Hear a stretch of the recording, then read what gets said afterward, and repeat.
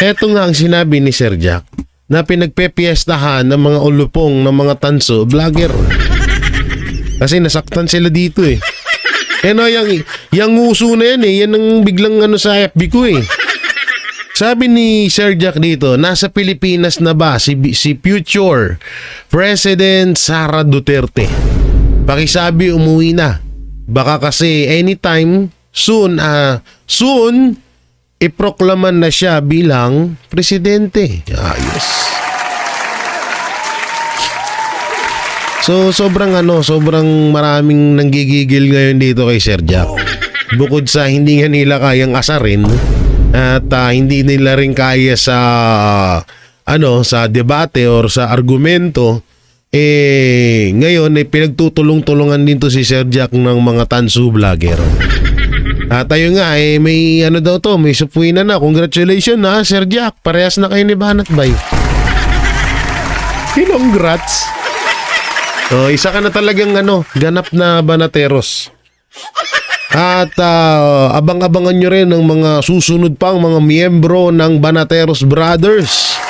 Maraming alam nyo iba hindi naman sa pagmamayabang pero kakaiba ho talaga din ng dating ng Banateros. Talagang alam mo yun, pag narinig mo ang Banateros Brothers parang kakabahan ka na talagang at saka minamahal din ng mga Pilipino dahil hindi naman kami nagpi-fake news dito eh. Hindi kagaya ng ibang vlogger dyan. Diba? Tingnan yung mga vlogger doon sa kabila. Dinedebunk nila yung ginawa ni Mandaraog. Si Jesus, nakalimutan ko yung DDS vlogger din, yung mataba. Mataba din ako pero mas mataba yun. Dinedebunk nila ngayon. Kaso hindi nila madebunk kasi putangin ay matindi rin ng utak ni Madarahog.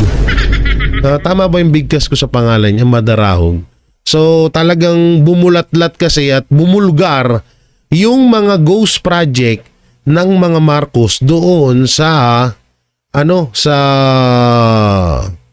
tiga saan ba sila? Kalimutan ko. Ilocos Norte. Yan. Doon sa Ilocos Norte.